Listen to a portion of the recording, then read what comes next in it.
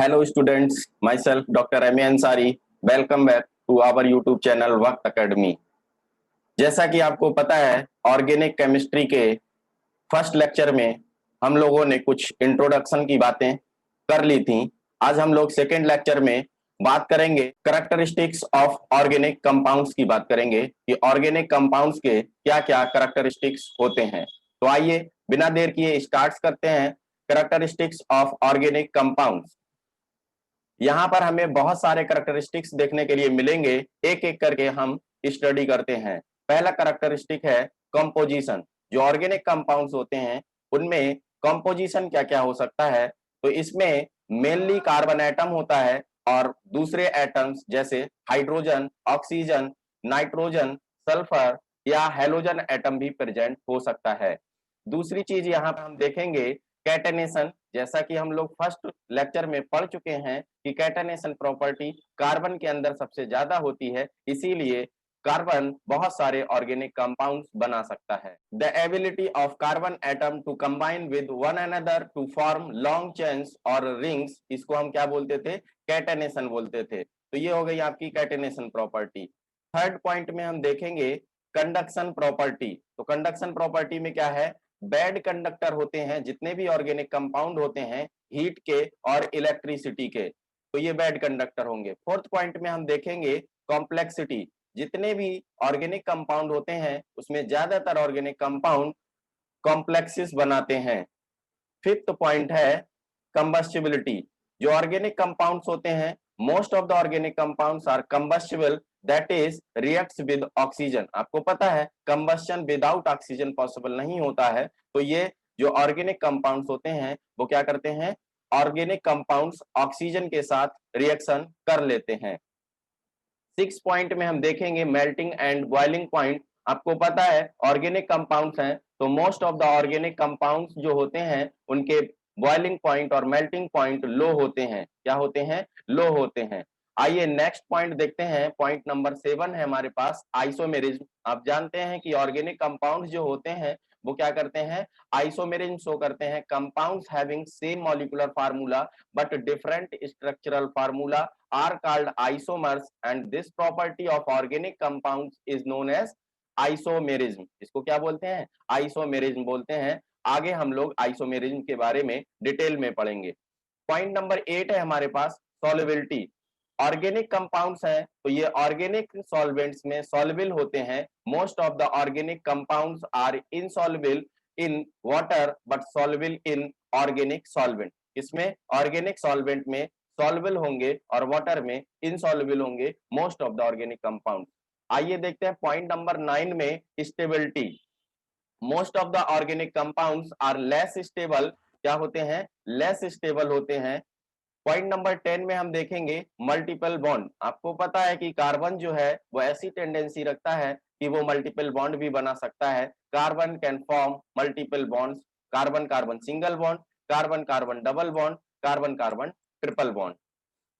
Point number 11 में हम देख रहे हैं लिंकेज। कोवलेंट लिंकेज होती है क्योंकि आपको पता है कार्बन जो होता है वो शेयरिंग से बॉन्ड बनाता है और शेयरिंग से बनने वाला बॉन्ड कोवलेंट बॉन्ड होता है। यहाँ पर जो लिंकेज मिलेगी हमें वो कौन सी मिलेगी? कोवलेंट लिंकेज मिलेगी।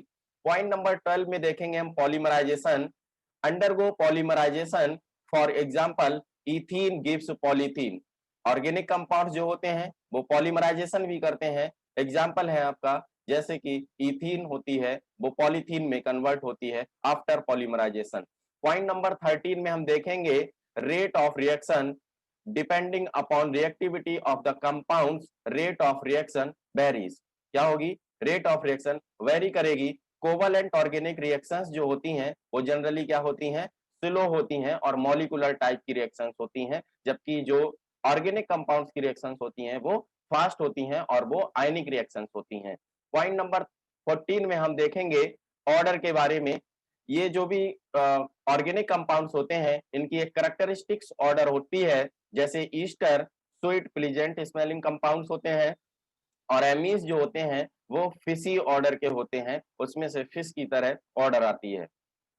पॉइंट नंबर 15 है functional group. It is a part of the molecule or characteristic group of the molecule which largely determine properties of organic compound is called functional group. आपको पता है जो भी चीजें किसी ऑर्गेनिक कंपाउंड में प्रेजेंट होती हैं उसमें एक फंक्शनल ग्रुप पाया जाता है और फंक्शनल ग्रुप रिस्पॉन्सिबल होता है किसके लिए? Chemical properties of the compound के लिए। फंक्शनल ग्रुप बहुत सारे हो सकते हैं, जैसे COOH कार्बोक्सिलिक एसिड का फंक्शनल ग्रुप है, CHO एल्डिहाइड का फंक्शनल ग्रुप है, एक्सेट्रा। बहुत सारे फंक्शनल ग्रुप हम लोग आगे पढ़ने वाले हैं। पॉइंट नंबर 16 में हम पढ़ेंगे होमोलॉगस सीरीज। होमोलॉगस सीरीज क्या होती है? अ class of compounds in which successive members differ by CH2 group. ये जो CH2 ग्रुप है, इस CH2 ग्रुप को हम लोग बोलते हैं मिथाइलिन ग्रुप। कौन सा ग्रुप बोलते हैं? Methylene group. Are called homologues and the series of the compounds is called homologous series. Compounds की एक ऐसी क्लास जिसमें सक्सेसिव मेंबर्स CH2 यूनिट से डिफर करते हैं, उसको हम लोग क्या बोलते हैं? होमोलॉग्स बोलते हैं। और इस सीरीज को क्या बोलेंगे? होमोलॉगस सीरीज बोलेंगे। जैसे एल्केन की होमोलॉगस सीरीज, अभी हम लोग होमोलॉगस सीरीज डिटेल में भी देखेंगे। एल्केन की होमोलॉगस सीरीज देखें तो CH4 C2H6 C3H8 C4H10 और C5H12, ये आपकी एल्केन की होमोलॉगस सीरीज हो जाएगी। आइए अब हम देखते हैं classification of organic compounds based on structure. Structure के बेसिस पर ऑर्गेनिक कंपाउंड का क्या क्या क्लासिफिकेशन हो सकता है। यहाँ पर आपके दो ऑर्गेनिक कंपाउंड्स आपको दिख रहे हैं। इन दोनों ऑर्गेनिक कंपाउंड्स में क्या डिफरेंस है या इनके क्या नाम होंगे, आइए देखते हैं। इसका नाम, जो फर्स्ट कंपाउंड है, इसका नाम क्या हो जाएगा? Normal butane. आपको हम बता चुके हैं कि नॉर्मल, आइसो और नियो क्या होते हैं। तो ये हो गया आपका नॉर्मल ब्यूटेन। ब्यूटेन इसलिए क्योंकि इसमें 4 कार्बन है, और एन इसमें क्यों? ब्यूट इसमें 4 कार्बन की वजह से जुड़ा है। एन इसमें क्यों जुड़ा है? क्योंकि कार्बन कार्बन के बीच में सिंगल बॉन्ड है। आप देख रहे हैं कि ये वाला जो कंपाउंड है, ये कंपाउंड कैसा है? साइक्लिक कंपाउंड है। तो इसको हम क्या बोलेंगे? साइक्लोब्यूटेन बोलेंगे। क्या बोलेंगे? साइक्लोब्यूटेन बोलेंगे। तो इन दोनों कंपाउंड्स में क्या डिफरेंस है? What is the difference between two structures? इन दोनों में क्या डिफरेंस है?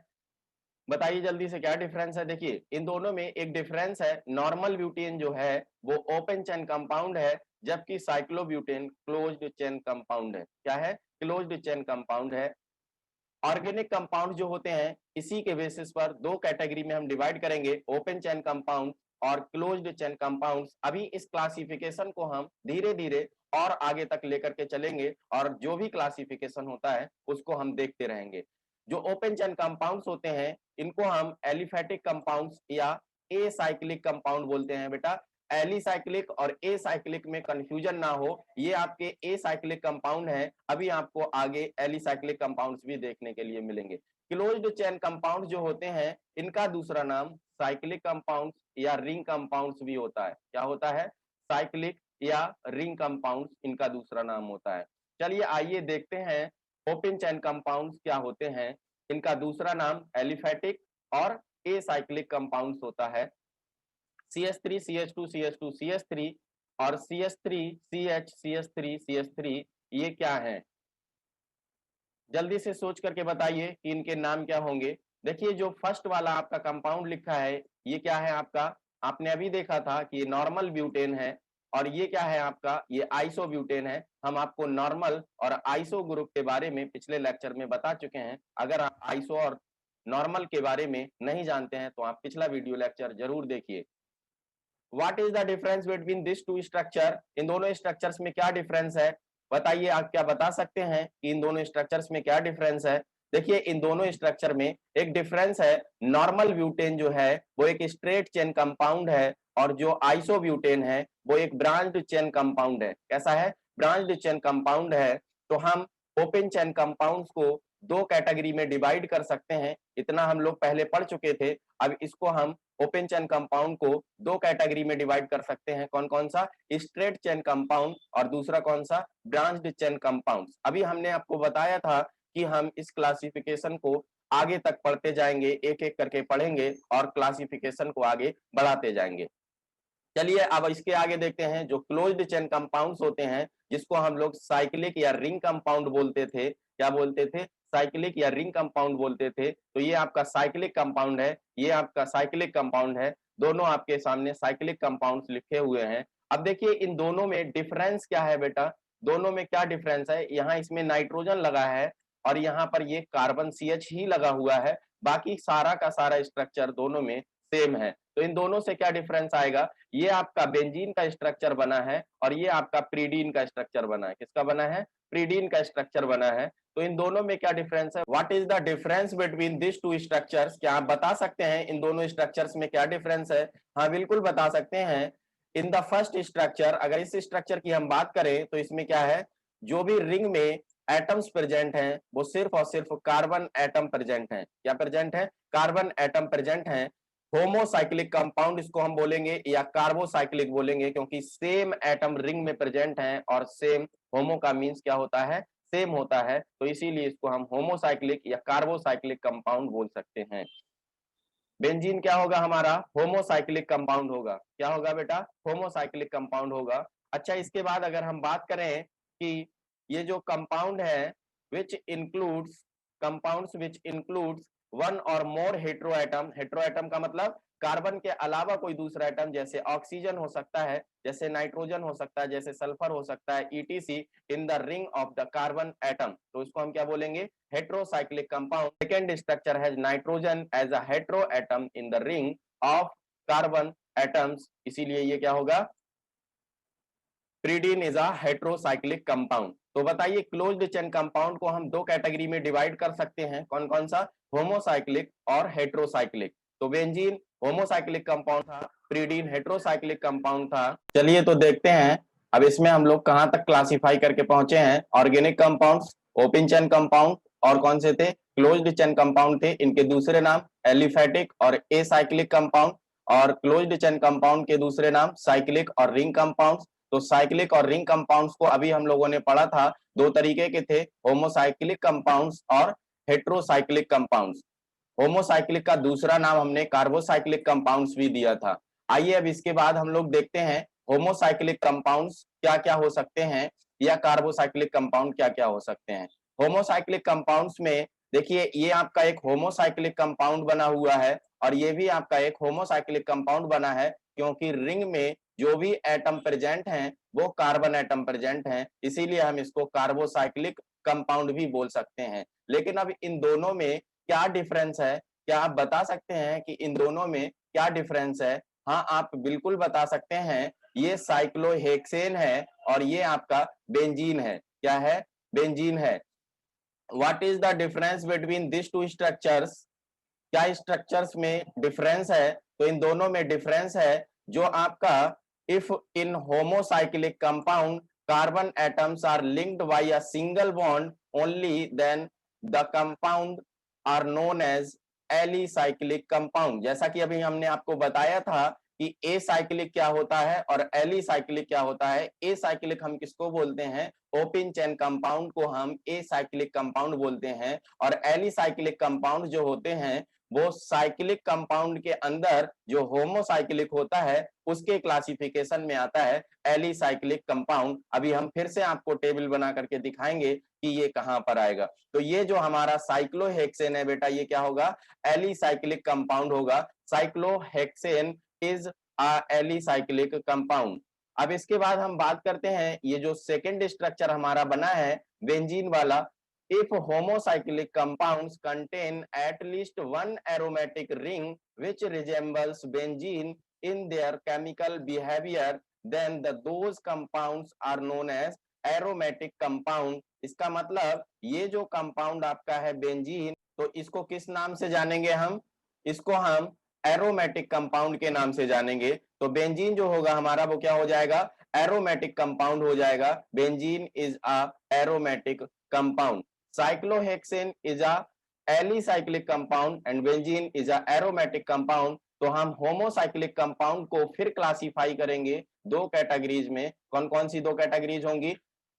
एलिसाइक्लिक कंपाउंड्स और एरोमेटिक कंपाउंड्स। आइए फिर इसका क्लासिफिकेशन हम देखते हैं। Open chain compound, closed chain compound. Close chain compound को हमने क्लासिफाई किया होमोसाइक्लिक कंपाउंड या कार्बोसाइक्लिक कंपाउंड में, और दूसरा क्लासिफिकेशन हेट्रोसाइक्लिक कंपाउंड्स में किया था। अब होमोसाइक्लिक कंपाउंड्स हम लोग पढ़ रहे थे, तो होमोसाइक्लिक दो तरीके के पढ़े हमने, एलिसाइक्लिक कंपाउंड और एरोमेटिक कंपाउंड्स।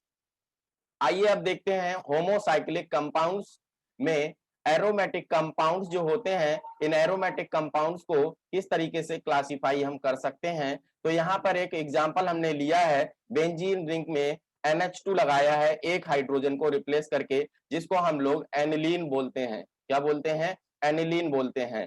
अब ये हमने फिनॉल लिया है, बेंजीन में अगर एक हाइड्रोजन रिप्लेस करके OH लगा दें तो उसको हम फिनॉल बोलते हैं। ये आपका फिनॉल है। तो ये जो दोनों एग्जाम्पल हैं, contain at least one benzene ring, दोनों में एक एक बेंजीन की रिंग पाई जा रही है, इसीलिए इन कंपाउंड्स को हम बोलेंगे बेंजीनॉइड कंपाउंड्स। क्या बोलेंगे? Benzenoid compounds. आइए अब देखते हैं होमोसाइक्लिक कंपाउंड्स में जो एरोमेटिक कंपाउंड्स थे, उसमें कुछ और एग्जांपल्स देखते हैं। जैसे ये आपके सामने बना हुआ है ट्रोपोन। क्या बना है? ट्रोपोन बना है, इसमें बेंजीन रिंग नहीं है। ये आपके सामने बना है ट्रोपोलोन। ट्रोपोन और ट्रोपोलोन का स्ट्रक्चर आप आसानी से देख सकते हैं और सीख सकते हैं, क्योंकि ये जो ट्रोपोलोन है, जब हम पॉलीमर चैप्टर पढ़ेंगे तो वहां पर नाइलॉन 6 का मोनोमर होगा ट्रोपोलोन।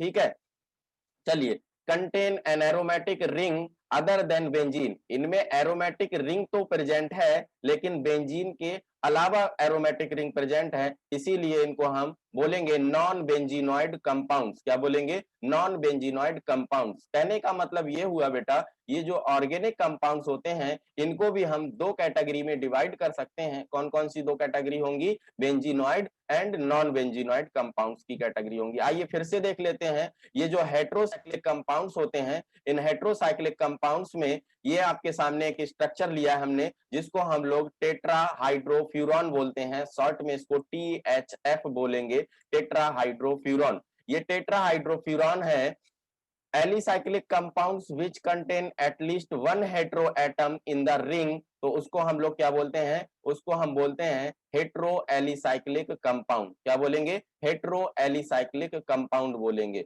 इसी तरीके से हेट्रोसाइक्लिक कंपाउंड्स में हम कुछ और एग्जांपल्स लेते हैं। जैसे ये एग्जांपल आपके सामने है, इसको हम बोलते हैं फ्यूरान। क्या बोलते हैं?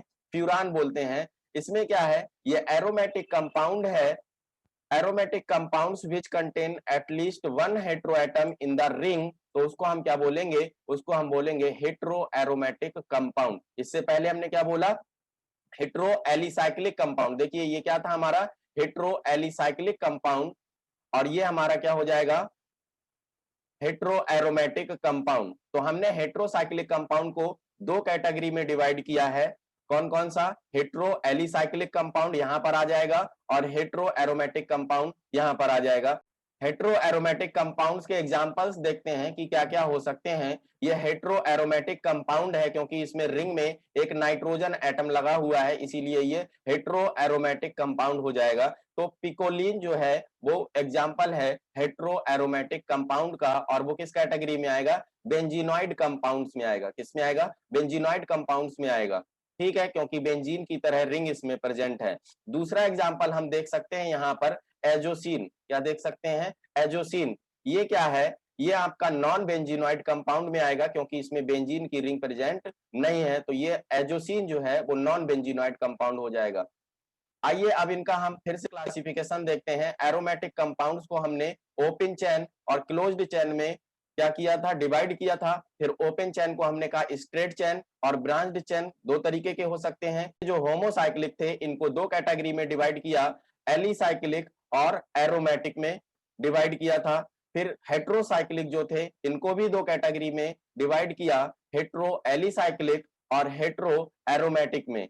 एरोमेटिक कंपाउंड जो थे इनको हमने दो कैटेगरी में, बेंजीनॉइड और नॉन बेंजीनॉइड में डिवाइड किया, और ये जो आपके हेट्रो एरोमेटिक कंपाउंड थे इनको फिर दो कैटेगरीज में डिवाइड किया था, बेंजीनॉइड और नॉन बेंजीनॉइड में। तो बेटा ये आपका एरोमेटिक कंपाउंड्स का पूरा क्लासिफिकेशन इस तरीके से होगा। आई होप आपको ये क्लासिफिकेशन पूरी तरीके से क्लियर हो चुका होगा। अगर किसी को कोई कंफ्यूजन है तो हमें कमेंट बॉक्स में कमेंट करें, हम उसके कंफ्यूजन को क्लियर करने की कोशिश करेंगे। चलिए अब इसके बाद हम इस पर बनने वाले कुछ क्वेश्चंस किस तरीके से बनेंगे उनके बारे में बात करते हैं। Give the class of the following compounds based on their structures. Structures के बेसिस पर इनकी क्लास बतानी है जो कंपाउंड्स यहाँ पर हैं। स्ट्रक्चर यहां लिखेंगे, नेम यहां लिखेंगे और क्लास ऑफ द कंपाउंड हमें यहां पर बताना है। ये आपका स्ट्रक्चर, ये आपका नाम है आइसोब्यूटेन। बताइए ये किस क्लास में आएगा, तो आपको पता होना चाहिए कि ये एक कैसा कंपाउंड है, ओपन चेन कंपाउंड है। और ओपन चेन के अंदर ये कौन सा कंपाउंड है, ब्रांच्ड चेन कंपाउंड है। 10 सेकेंड आपका बीत चुका है, तो ओपन चेन कंपाउंड के अंदर क्या है, ये ब्रांच्ड चेन कंपाउंड है। और इसको हम लोग ओपन चेन के अंदर क्या बोल सकते हैं, ब्रांच्ड चेन कंपाउंड बोल सकते हैं। इसका ये क्लास हो जाएगा। आइए दूसरा देखते हैं। दूसरे में आपके सामने ये स्ट्रक्चर है प्रीडीन का। बताइए ये प्रीडीन कहां पर आता है, जल्दी से बताइए, आपका टाइम चल रहा है। तो ये जो है आपका प्रीडीन किस में आएगा, ये क्लोज्ड चेन कंपाउंड में आएगा। और क्लोज्ड चेन के अंदर कौन सा है, हेट्रो एरोमेटिक कंपाउंड है, क्योंकि इसमें क्या है, नाइट्रोजन एटम, हेट्रो एटम लगा हुआ है, इसीलिए हेट्रो एरोमेटिक कंपाउंड हो जाएगा। और हेट्रो एरोमेटिक में भी ये क्या हो जाएगा, बेंजीनॉइड कंपाउंड हो जाएगा। आई होप क्लियर हो रहा होगा आपको। बहुत अच्छे तरीके से एग्जांपल्स को अरेंज किया गया है, आप अच्छे तरीके से क्लियर कर पा रहे होंगे। चलिए तीसरा देखते हैं हम। ये आपके सामने एक स्ट्रक्चर है नेप्थलीन का। किसका स्ट्रक्चर है, नेप्थलीन का। बताइए सबसे पहली चीज ये क्या है, नेप्थलीन जो है आपका एक तो क्या है, रिंग कंपाउंड है, क्लोज्ड चेन कंपाउंड की कैटेगरी में आएगा। तो ये क्लोज्ड चेन कंपाउंड हो गया। और क्लोज्ड चेन के अंदर इसमें जो रिंग में एटम्स अरेंज हैं वो कौन से हैं, कार्बन एटम अरेंज हैं। तो ये होमोसाइक्लिक कंपाउंड हो जाएगा। और होमोसाइक्लिक के अंदर एरोमेटिक कंपाउंड होगा, क्योंकि इसमें बेंजीन रिंग्स प्रेजेंट हैं। और एरोमेटिक कंपाउंड के अंदर ये बेंजीनॉइड कंपाउंड होगा। क्या होगा, बेंजीनॉइड, क्योंकि ये बेंजीन रिंग से बना हुआ है।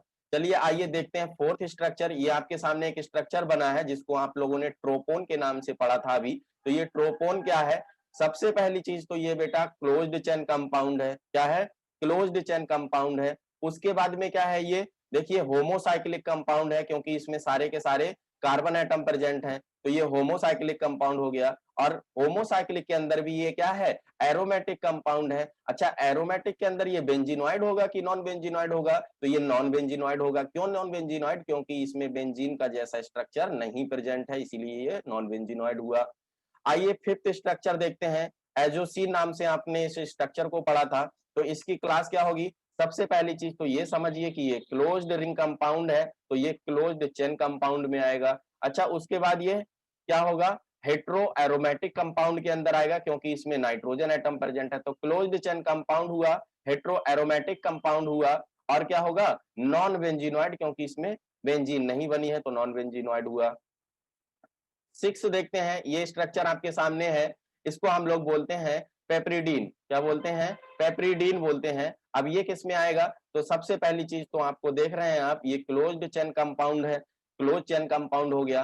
ठीक है, तो ये आपका आ गया क्लोज चेन कंपाउंड। दूसरी चीज क्या है इसमें, हेट्रो एलिसाइक्लिक कंपाउंड, क्योंकि ये एरोमेटिक नहीं है, इसमें एरोमेटिक जैसा कोई करैक्टर नहीं है, क्योंकि यहाँ पर जो बॉन्ड्स होते थे वो बॉन्ड्स नहीं प्रेजेंट है, इसीलिए ये हेट्रो एलिसाइक्लिक कंपाउंड की कैटेगरी में आएगा। एक और स्ट्रक्चर हमारे सामने बना है जिसको हम लोग टॉलुइन बोलते हैं। तो टॉलुइन क्या है, टॉलुइन आपको दिख रहा है, ये क्लोज्ड चेन कंपाउंड है। और क्लोज चेन कंपाउंड के अंदर इसकी जो रिंग है, इस रिंग में सारे के सारे कार्बन एटम प्रेजेंट हैं, तो इसीलिए ये क्या हो जाएगा, होमोसाइक्लिक हो जाएगा। क्लोज चेन कंपाउंड के अंदर होमोसाइक्लिक कंपाउंड, और होमोसाइक्लिक में ये क्या होगा, एरोमेटिक। और एरोमेटिक में इसमें बेंजीन रिंग प्रेजेंट है, तो ये बेंजीनॉइड टाइप का कंपाउंड हो जाएगा। 8 नंबर पे आपको दिया है फ्यूरान। क्या दिया है, फ्यूरान दिया है। बताइए ये क्लोज चेन कंपाउंड होगा कि नहीं होगा, ये क्लोज चेन कंपाउंड है। ठीक है, क्लोज चेन के अंदर हेट्रो एरोमेटिक कंपाउंड है। कैसा है, hetero aromatic close chain compound है। और क्लोज चेन कंपाउंड के अंदर हेट्रो एरोमेटिक कंपाउंड है। तो ये कुछ एग्जांपल्स की हेल्प से मैंने आपको समझाने की कोशिश की।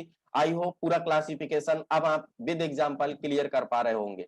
चलिए अब हम आगे देखते हैं होमोलॉगस सीरीज क्या होती है। तो होमोलॉगस सीरीज क्या होती है, successive members of the series differ from each other by methylene group. और हमने आपको बताया था कि ये मिथाइलिन ग्रुप कौन सा होता है, CH2 ग्रुप को हम मिथाइलिन ग्रुप बोलते हैं। ठीक है, फॉर एग्जाम्पल अगर हम बात करें अ सीरीज ऑफ एल्केन की, तो यहाँ पर पहला मेंबर हमको मिलेगा CH4 का, या हम CH4 को इस तरीके से लिख सकते हैं, ये हमें मिथाइलिन का डिफरेंस दिखाना, इसलिए हमने इस तरीके से इसको लिखा हुआ है।